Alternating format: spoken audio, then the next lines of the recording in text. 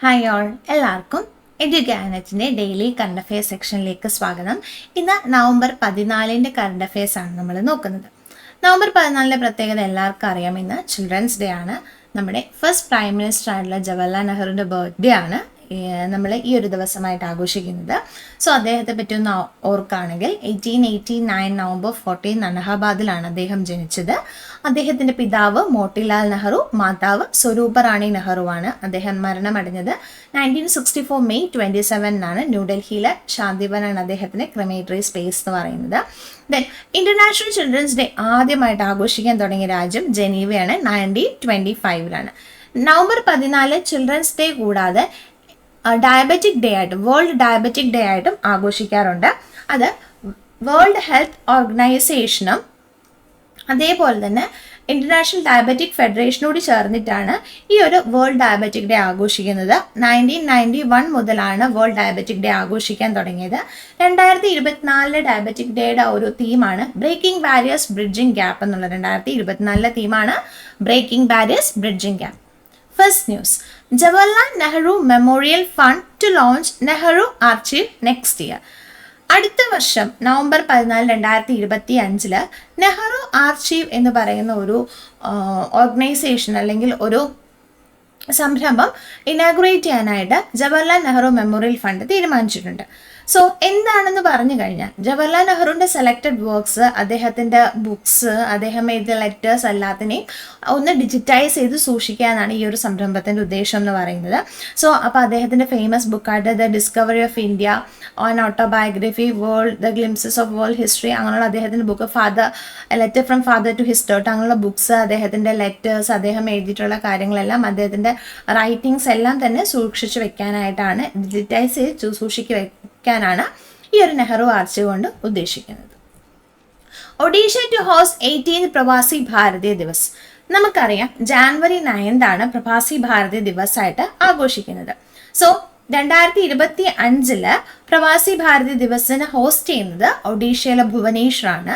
2025 അതിൻ്റെ തീം എന്ന് പറയുന്നത് diasporas contribution to Viksit Bharat എന്നുള്ളതാണ്.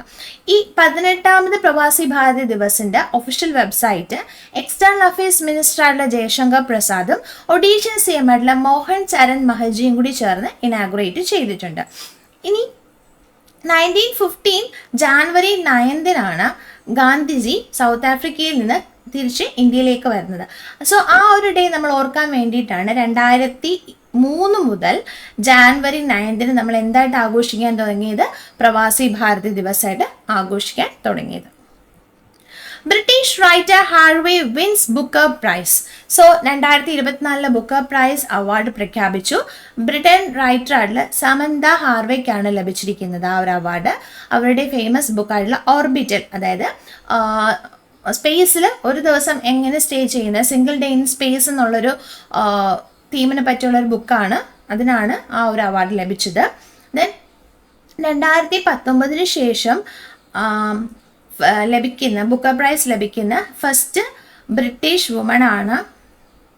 2019 ശേഷം അവാർഡ് ബുക്കർ പ്രൈസ് ലഭിക്കുന്ന ഫസ്റ്റ് വുമൺ ആണ് സമന്ത ഹാർവേ എന്ന് പറയുന്നത്. അതേപോലെ തന്നെ 2020 ശേഷം ലഭിക്കുന്ന ഫസ്റ്റ് ബ്രിട്ടീഷ് വനിത കൂടിയാണ് നമ്മുടെ സമന്ത ഹാർവേ എന്ന് പറയുന്നത്. ആ 2 ഇയർ ഓർത്തുക.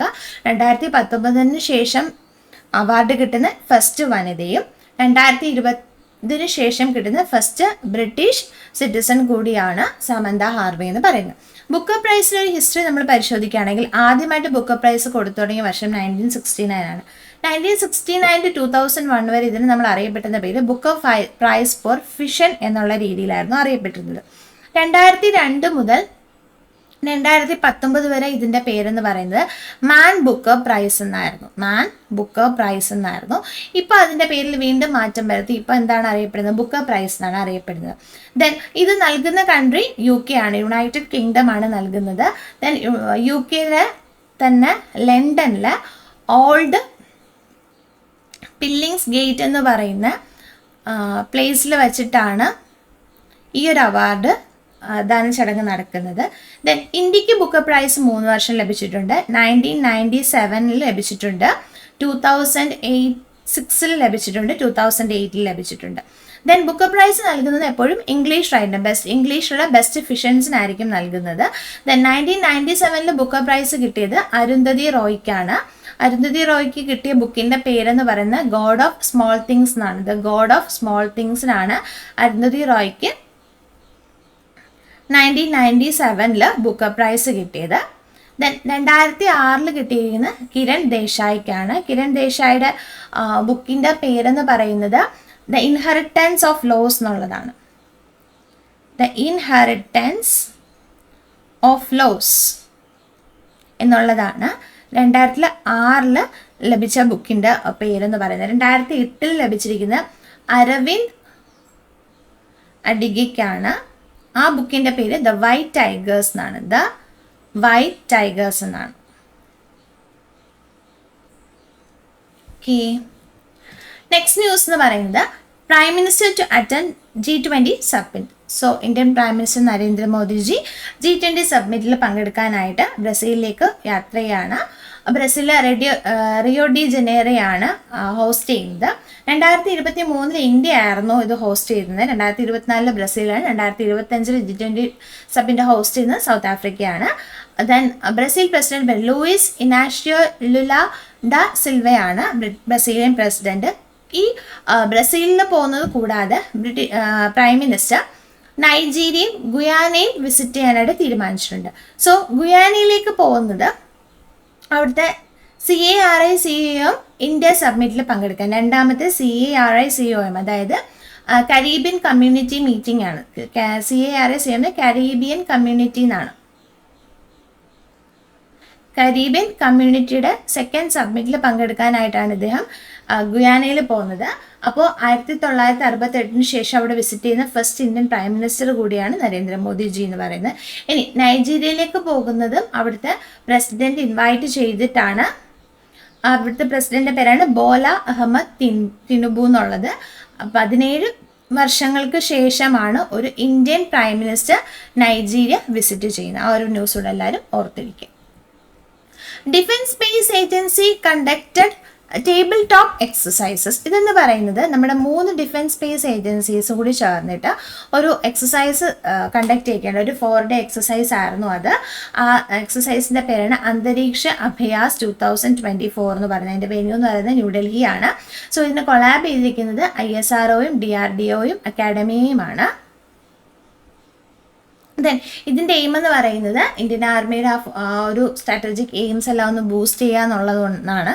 ദെൻ അതേപോലെ തന്നെ space situation awareness, Indian space programme റിലേറ്റീവ്സും സ്പേസ് ടെക്നോളജീസും തമ്മിലുള്ള ഡിസ്കഷൻസിനെ എല്ലാം ഇംപ്രൂവ് ചെയ്യാനും ഈ ഒരു എക്സസൈസ് കൊണ്ട് എയിം ചെയ്യുന്നുണ്ട്. സോ എക്സസൈസിൻ്റെ നെയിം കറക്റ്റായിട്ട് ഓർക്കുക, അന്തരീക്ഷ അഭ്യാസ് 2024. ദെൻ അടുത്ത ഒരു അപ്പോയിൻമെൻ്റ് ആണ് അരവിന്ദർ സിംഗ് സാഹിനെ അപ്പോയിൻറ്റഡ് IOC ചെയർമാൻ. IOC എന്ന് പറയുമ്പോൾ ഇന്ത്യൻ ഓയിൽ കോർപ്പറേഷനാണ്. ഇന്ത്യൻ ഓയിൽ കോർപ്പറേഷൻ്റെ ചെയർമാനായിട്ട് അരവിന്ദർ സിംഗ് സാഹിനെ അപ്പോയിൻറ്റ് ചെയ്തു. 5 വർഷത്തേക്കാണ് ഈ ഒരു അപ്പോയിൻമെൻ്റ് എന്ന് പറയുന്നത്. സോ ഓൾറെഡി അവിടെ ഈ ഒരു ചെയർമാനായിട്ടില്ലായിരുന്നു. അദ്ദേഹത്തിന് ഒരു ഹോൾഡിംഗ് കപ്പാസിറ്റി ആയിട്ട് V സതീഷ് കുമാറാണ് ആ ഒരു അഡീഷണൽ ചാർജ് ആയിട്ട് അവിടെ വർക്ക് ചെയ്തിരുന്നത്. സോ അദ്ദേഹത്തിന് പകരമാണ് അരവിന്ദർ സിംഗ് സാഹ്നെ വന്നത്. ഇനി ഇതിന് മുന്നത്തെ ചെയർമാൻ ആരാന്ന് ചോദിച്ചാൽ അത് SM വൈദ്യയായിരുന്നു. SM വൈദ്യയ്ക്ക് ശേഷം ഒരു താൽക്കാലികമായിട്ട് V Satish Kumar additional charge കൊടുക്കുന്നു. അതിനുശേഷം അരവിന്ദർ സിംഗ് സാഹ്നെ ഇപ്പോൾ അപ്പോയിൻറ്റ് ചെയ്യുന്നു. ഇനി ഇന്ത്യൻ ഓയിൽ കോർപ്പറേഷൻ ഫോം ചെയ്ത് 13 ജൂൺ 1959 ആണ്. അതിൻ്റെ ഹെഡ് ക്വാർട്ടേഴ്സ് എന്ന് പറയുന്നത് ന്യൂഡൽഹിയാണ്. നെക്സ്റ്റ് ന്യൂസ് എന്ന് പറയുന്നത് അടുത്തത് ഒരു അപ്പോയിൻമെൻ്റ് ആണ്. Alix Didier fils aime sworn in as prime minister of Haiti. Haiti എന്ന് പറയുന്നൊരു കരീബിയൻ കൺട്രിയാണ്. കരീബിയൻ കൺട്രിയുടെ പ്രൈം മിനിസ്റ്റർ ആയിട്ട് അലക്സർ ഡിഡിഡർ ഫിലിസ് എയിമിനെ അപ്പോയിൻറ്റ് ചെയ്തു എന്നുള്ള ന്യൂസാണ്. സോ പേരൊന്ന് കറക്റ്റായിട്ട് ഓർത്തിരിക്കുക. ഇതിനു മുന്നേ അവിടുത്തെ പ്രൈം മിനിസ്റ്റർ എന്ന് പറയുന്നത് ഗാരി കോണിലെ ആയിരുന്നു. ദെൻ നമ്മൾ ഹെയ്ത്തിയെ പറ്റി പറയുകയാണെങ്കിൽ ഒരു കരീബിയൻ കൺട്രിയാണ്. ഹെയ്ത്തിയുടെ ക്യാപിറ്റൽ പോർട്ട് യു പ്രിൻസെ ആണ്. ദെൻ അവിടുത്തെ കറൻസിയാണ് ഗോർഡെ. ഓക്കെ, നെക്സ്റ്റ് എന്ന് പറയുന്നത് ഒരു കോപ്പറേഷനാണ്, ഓൾറെഡി ഉള്ള ഇതാണ്, എന്നാൽ നമ്മൾ ജസ്റ്റ് ഒന്ന് ഓർത്തിരുന്നാൽ മതി. ഇന്ത്യയും സൗദിയും തമ്മിലുള്ള ഡിഫൻസ് കോപ്പറേഷൻസിനെ കുറച്ചുകൂടി ഒന്ന് എൻഹാൻസ് ചെയ്യാനായിട്ട് തീരുമാനിച്ചിട്ടുണ്ട്. ഈ വാർത്ത നമ്മൾ അറിയിച്ചത് എക്സ്റ്റേണൽ അഫയേഴ്സ് മിനിസ്റ്റർ ആയിട്ടുള്ള എസ് ജയശങ്കർ തന്നെയാണ്. സോ ഇത് ഇന്ത്യയും സൗദിയും തമ്മിൽ ഏതൊക്കെ മേഖലകളാണെന്ന് വിചാരിച്ചു കഴിഞ്ഞാൽ ട്രേഡ്, ഇൻവെസ്റ്റ്മെൻറ്റ്, എനർജി, ഡിഫൻസ് അങ്ങനെയുള്ള എല്ലാ മേഖലകളിലും അവരുടെ കോപ്പറേഷൻ കുറച്ചുകൂടെ ബൂസ്റ്റ് ചെയ്യാനായിട്ട് തീരുമാനിച്ചു എന്നുള്ള ന്യൂസാണ് നമുക്കിവിടെ പറയാനുള്ളത്. നെക്സ്റ്റ് ന്യൂസ് എന്ന് പറയുന്നത് ഒരു എക്സസൈസാണ്, ഒരു 4 day എക്സസൈസാണ്. എക്സസൈസിൻ്റെ പേര് കെരിസ് വുമേറ എന്ന് പറയുന്നതാണ്. ഇത് ഈ 4 day എക്സസൈസിനകത്ത് ഇൻക്ലൂഡ് ചെയ്തേക്കുന്നത് air, land, sea exercise and cyber exercise കൂടി ഇൻക്ലൂഡ് ചെയ്തിട്ടുണ്ട്. ഇനി ഏതൊക്കെ രാജ്യങ്ങൾ തമ്മിലാണെന്ന് ചോദിച്ചു കഴിഞ്ഞാൽ അത് ഇന്തോനേഷ്യയും ഓസ്ട്രേലിയയും തമ്മിലാണ്. അവർ ഹിസ്റ്റോറിക്കൽ പാക്റ്റിലൊക്കെ സൈൻ ചെയ്തതിന് ശേഷം ഒരു 2000 ആളുകളോളം ഈ ഒരു മോക്ക് ഡ്രിൽസിൽ പങ്കെടുത്തിട്ടുണ്ട്. സോ അപ്പം 4 മേഖലയിൽ നിന്ന് എയർ, ലാൻഡ്, സീ കൂടാതെ സൈബർ എക്സസൈസും കൂടി ഇൻക്ലൂഡ് ചെയ്ത ഒരു 4 ദിവസത്തെ എക്സസൈസ് ആയിരുന്നു കെരിസ് വുമേറ എന്ന് പറയുന്നത്. അപ്പോൾ ആരൊക്കെയാണ് അതിൽ പങ്കെടുത്ത രാജ്യങ്ങൾ ഇന്തോനേഷ്യയും ഓസ്ട്രേലിയയുമാണ്. സോ ഇതോടെ ഇന്നത്തെ കറണ്ട് അഫയേഴ്സ് അവസാനിക്കുന്നു. Thank you.